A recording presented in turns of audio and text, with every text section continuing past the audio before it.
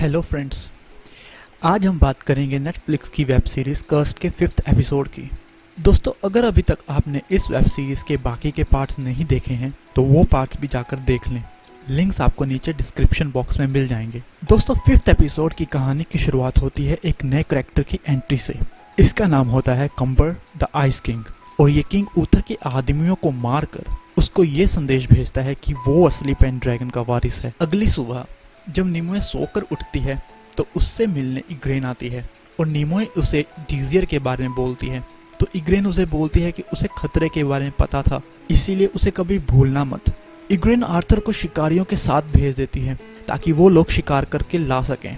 अब निमोए और इग्रेन बात करते हुए बाहर टहलने चली जाती हैं तो वो दोनों आर्थर और मर्लिन के बारे में बातें करती हैं। इग्रेन निमोए को बोलती है कि तुम आम लड़की नहीं हो, तुम वुल्फ ब्लड विच हो, तुम्हारे पास जादुई तलवार है और ये तलवार हर राजा को चाहिए ताकि वो खुद को राजाओं का राजा घोषित कर सकें। तुम चाहो तो खुद को बचा सकती हो और अपने लोगों को भी। अब जब मर्लिन उस घोड़े पर वापस आ रहा होता है तो किंग ऊथर के आदमी उसे घेर लेते हैं। तो वो उस फे अग्नि वाले बैग को घोड़े पर रखकर उसे काली साया के पास भेज देता है और किंग के आदमी मर्लिन को गिरफ्तार कर लेते हैं। अब फादर कार्डन और वीपिंग मॉन्क कुछ रेड पैलेडिन्स के साथ एक सैनिक शिविर में जाते हैं। तो जब फादर कार्डन एक तंबू के अंदर जाने लगता है और उसके पीछे पीछे वीपिंग मॉन्क भी आता है तो वहाँ खड़े सैनिक वीपिंग मॉन्क को रोक लेते हैं। तो वीपिंग मॉन्क अपनी तलवार निकालने लगता है तो फादर कार्डन उसे वहीं रोक देता है और अकेले अंदर चला जाता है। अंदर एक और फादर होता है जो फादर कार्डन से बड़ा होता है।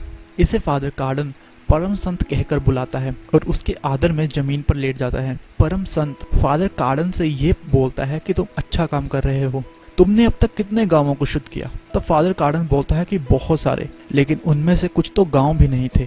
कुछ फे लोग तो पेड़ों पर रहते थे और कुछ दलदल में चमड़े के तंबुओं में। इसके बाद परम संत फादर कार्डन से ये पूछता है कि तुम्हारे पास कितने रेड पैलेडिन्स हैं।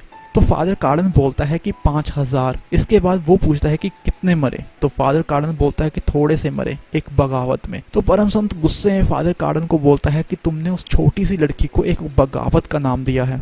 तो फादर कार्डन बोलता है कि उसके पास शैतान का दांत है। इसके बाद वो फादर कार्डन को बोलता है कि चर्च को वो तलवार चाहिए। और फादर कार्डन बाहर आकर वीपिंग मॉन्क को गुस्से में बोलता है कि ये सब तुम्हारी नाकामयाबी है जो उसे आज ये सब सुनना पड़ रहा है। अगर वो जलेगा तो अकेले नहीं मरेगा। इसके बाद जंगल में आयरिस एक रेड पैलेडिन के ग्रुप के पास जाती है और वो उनसे बोलती है कि वो भी रेड पैलेडिन बनना चाहती है। तो वो बोलते हैं कि हम लड़कियों को नहीं लेते। तो आयरिस जिद करने लगती है और उनसे पूछती है कि उसे रेड पैलेडिन बनने के लिए क्या करना पड़ेगा। तो वो रेड पैलेडिन्स बोलते हैं कि जाकर सिर लेकर आओ वुल्फ ब्लड विच का। इसके बाद आयरिस वहां से निकल जाती है। फिर नेक्स्ट सीन में इग्रेन निमोए को लेटर देती है जो कि मर्लिन के नाम होता है। इस लेटर में इग्रेन निमोए की तरफ से ये लिखती है कि अगर किंग वे जाति के लोगों का कत्लेआम रोके और उन्हें उनका हक दिलाए तो वुल्फ ब्लड विच ये जादुई तलवार मर्लिन को सौंप देगी। वहीं दूसरी तरफ पिम उस लुटेरे के जहाज में छुपी हुई पकड़ी जाती है। अब वो लोग उसे डुबोकर मारने की बात करते हैं। तो वो लड़का जिसने उसे अपने साथ आने के लिए कहा था कहता है कि ये फे जाति की है तो इसको दवाइयों की अच्छी जानकारी होगी। अब अपनी जान बचाने के लिए पिम ये बात मान जाती है कि वो अच्छी चिकित्सक है क्योंकि उन लुटेरों का चिकित्सक अभी अभी मर गया है। तो वो लुटेरे पिम को अपने साथ रख लेते हैं। इसके बाद निमोए और मोर्गाना यानी कि इग्रेन एक यीवा नाम की असली जादूगरनी के पास जाती हैं ताकि यीवा वो लेटर मर्लिन तक पहुंचा दे क्योंकि उसके पास इंसान नहीं जा सकते।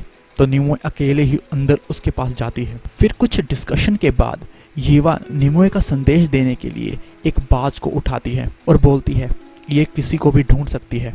इसके बाद नेक्स्ट सीन में किंग ऊथर पेंड्रैगन अपनी माँ के सामने हाय तौबा मचा रहा होता है कि कंबर द आइस किंग ने उसके जहाज डुबो दिए और उसके आदमी मार दिए और सरेआम ऊथर को चुनौती दी है कि वो असली वंशज है पेंड्रैगन वंश का। तो इसके बाद उसकी माँ ऊथर को सलाह देती है कि वो गद्दार मर्लिन को सरेआम मार दे और फादर कार्डन और रेड पैलेडिन से दोस्ती कर ले। पिछले एपिसोड में हमें ये पता लग गया था कि चर्च मर्लिन को पसंद नहीं करता। ऊथर की माँ बोलती है कि जब रेड पैलेडिन्स ऊथर के साथ होंगे तो कोई भी ऊथर को चुनौती देने वाला राजा नहीं होगा और कंबर को वो रेड पैलेडिन्स की मदद से समुद्र में वापस ढकेल देगा। ये सुनने के बाद ऊथर मर्लिन को मारने के लिए राजी हो जाता है। अब पिम पायरेट्स की शिप में उनकी डॉक्टर बनकर रहने लगती है और उनके घायल होने पर वो उनकी मुरम्मत करती है। यहाँ पर राइडर आता है और उससे बात करने लगता है। राइडर पिम को बताता है कि उसका लॉकेट उसकी लड़ाई में रक्षा करता है और उसे घायल नहीं होने देता।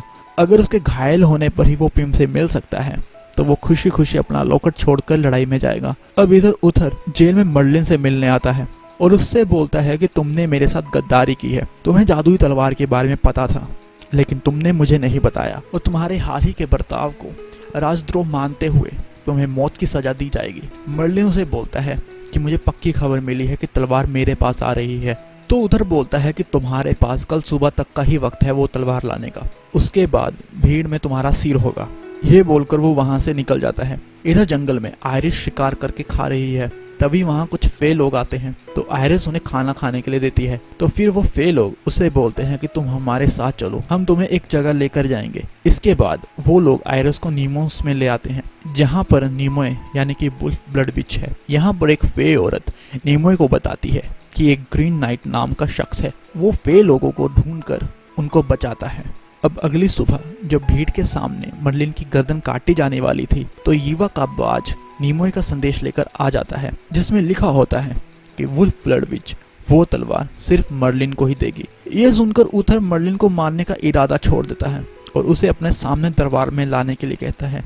इधर नीमोए को आर्थर से प्यार होने लगा है लेकिन क्योंकि आर्थर के सिर पर बहुत ही खतरनाक लोगों के कर्जे हैं तो वो नीमोए को किसी भी तरह से नई मुसीबत में नहीं डालना चाहता। इसीलिए वो रात में नेमोस से जाने लगता है और जब वो नीमोए को अलविदा कहने आता है तो नीमोए उसे एक रात और रुकने के लिए कहती है। आज रात नेमोस में एक शादी होती है तो वो आर्थर को कहती है कि सब कुछ भूल कर वो उसके साथ शादी में आए। अब वो दोनों बाकी लोगों के साथ डांस करते हैं। इसी बीच नीमोए और आर्थर एक दूसरे को किस कर लेते हैं। तब आर्थर बोलता है कि शायद वो तुम ही हो जिसके लिए मैं सारी जिंदगी भागता रहा, तुम ही मेरा सम्मान हो। तभी वहां पर ग्रीन नाइट आता है और साथ में स्क्विरल भी आता है। ग्रीन नाइट ने स्क्विरल को बचाया होता है। असल में ग्रीन नाइट ग्वेन होता है जो कि नीमोए का बहुत अच्छा दोस्त होता है और काफी सालों से नीमोए से नहीं मिला होता। जब नीमोए ग्वेन से मिलती है तो वो उसके गले लग जाती है। ये देखकर आर्थर अनकंफर्टेबल फील करता है।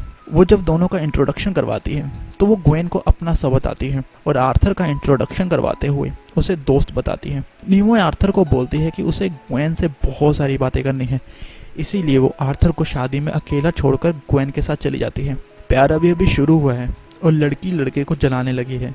अब दूसरी तरफ मर्लिन उथर की माँ के कमरे में आता है और मर्लिन यहाँ पर एक राज खोलता है। असल में जिस रात राजा के बेटे का जन्म होने वाला था उस रात को वो बच्चा मरा हुआ पैदा हुआ था और राजा की मौत कुछ ही महीने पहले हो चुकी थी। अब अगर ये बात बाहर लोगों को पता चल जाती कि राजा का बच्चा मरा हुआ पैदा हुआ है तो रानी का सिंहासन पर दावा खत्म हो जाता।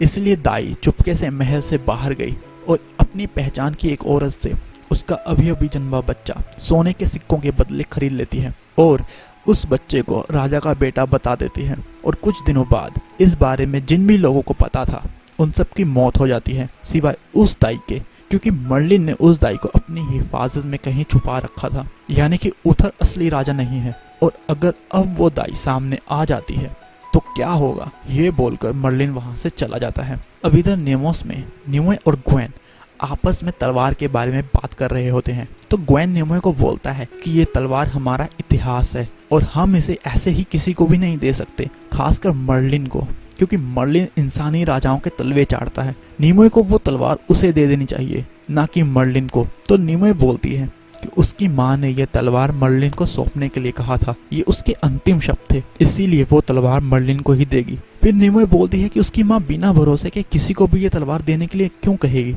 तभी नीमोए को ये ख्याल आता है कि उसकी माँ मर्लिन को जानती थी। फिर तभी दूसरे कमरे में मोर्गाना के रोने की आवाजें आती हैं और ये पता लगता है कि अबे मठ को जलाकर राख कर दिया गया है और सीलिया भी मर गई है। सीलिया और मोर्गाना आपस में एक दूसरे को प्यार करती थी, इसीलिए मोर्गाना बहुत ज्यादा टूट जाती है और नीमोए उसे सहारा देती है। अब यहाँ येवा आती है और वो नीमोए को बताती है कि मर्लिन का संदेश आया है, लेकिन क्योंकि सड़क पर खतरा है इसीलिए मर्लिन उसे जादू से बात करना चाहता है।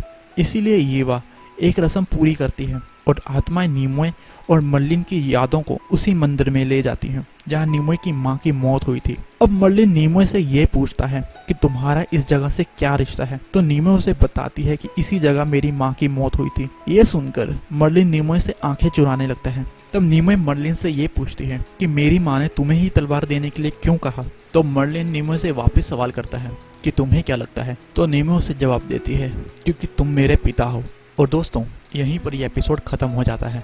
दोस्तों आपको ये वीडियो कैसी लगी इस बारे में मुझे कमेंट करके ज़रूर बताएं और इस वीडियो को लाइक और शेयर भी कर लें। आपसे मुलाकात होगी अगली वीडियो में, तब तक के लिए गुड बाय।